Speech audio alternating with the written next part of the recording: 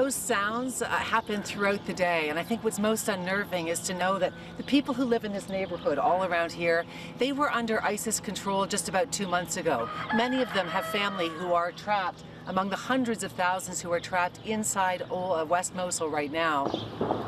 That's Avery Haines, just 2 kilometers from the front lines of the battle to get ISIS out of West Mosul, where they are essentially holding hostage some 200,000 innocent civilians.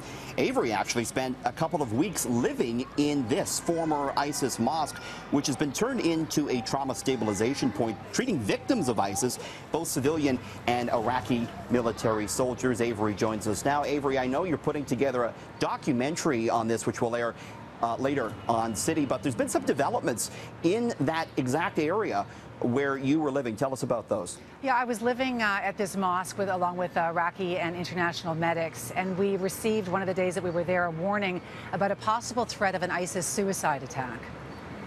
Can you just tell me about the text that came in? This just came in. All intel reported there is a planned attack against a hospital in Hamam utilizing an ambulance and a suicide vest. What would one suicide vest do? Anybody within 15 meters dead. Anybody within 25 is pretty up. Yeah. Anybody, yeah. So if it went off in the quad, we would be like really hurt or dead.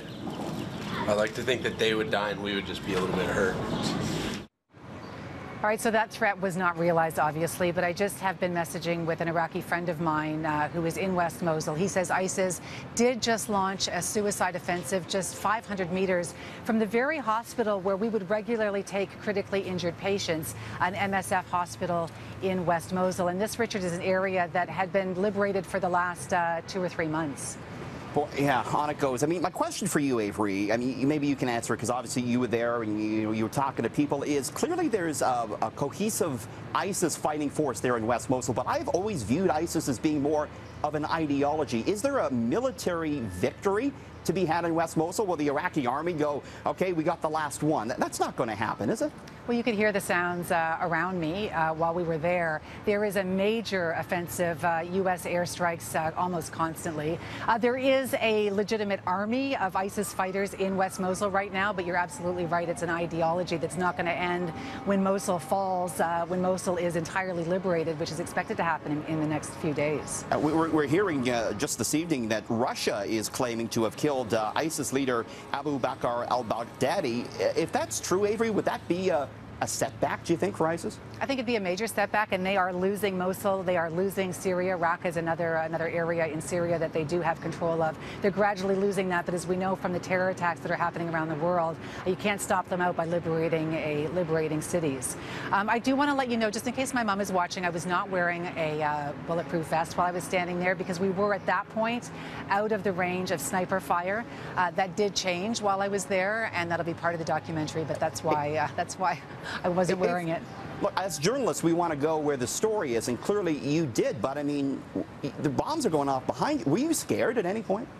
You know, I found it very unsettling to talk to my friend who's in West Mosul right now about what had happened there, that I was in that hospital. I was driving through the streets in the back of an ambulance. But more than anything, I think I'm just heartbroken for the people of Iraq who have gone through so much, decades of war.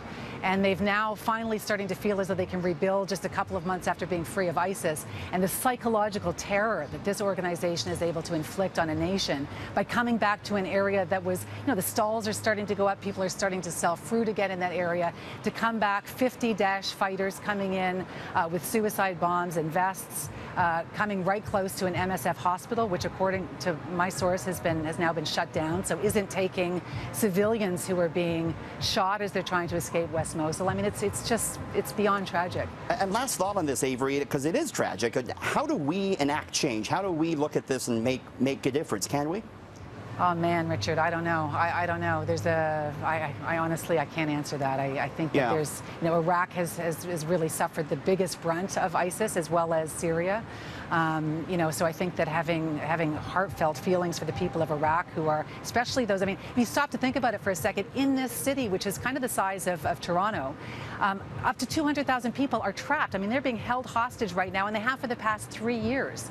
My documentary, where I'm working like crazy, I shot 9 hours, so I'm trying to wrap it down to an hour. I think it's going to air the last week of June, first week of July, but we'll have details as we get closer to it.